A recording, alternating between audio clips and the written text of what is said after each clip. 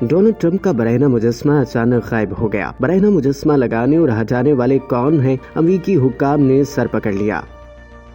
امریکی شہر Las Vegas کی مرکزی شاہراہ پر سابق صدر ڈونلڈ ٹرمپ کا 6000 پاؤنڈ وزنی برہنہ مجسمہ جس پر اسرار انداز میں نمودار ہوا تھا اسی طرح غائب بھی ہو گیا۔ نہ تو مجسمہ لگانے والوں کا کچھ پتہ چل سکا اور نہ ہٹانے والوں کے بارے میں معلومات ملی۔ امریکی میڈیا کے مطابق 43 فٹ اونچے اور 10 فٹ چوڑے ایبار کے فوم سے بنائے گئے مجسمے کو ریاست نیواڈا کے شہر لاس ویگاس میں ٹرمپ انٹرنیشنل ہوٹل سے تقریباً 28 میل دوری پر نصب کیا گیا تھا۔ سابق صدر کا یہ مجسمہ نیواڈا میں لاس ویگاس کو سالٹ لیک سٹی سے ملانے والی شاہراہ کے قریب ایک خالی پلاٹ پر نصب کیا گیا تھا جو مرکزی ٹریفک پوائنٹ سے کافی دور تھا۔ امریکی میڈیا کے مطابق اس مجسمے کی تنصیب سے ٹرمپ کے حامیوں میں اشتعال پھیل گیا تھا، تاہم مجسمہ نصب کرنے والے شخص یا گروپ کی شناخت نہیں ہو سکی تھی۔ البتہ مجسمے کے نصب کے مقام کا مالک لاس ویگاس میں رجسٹرڈ ایک ٹرسٹ ہے۔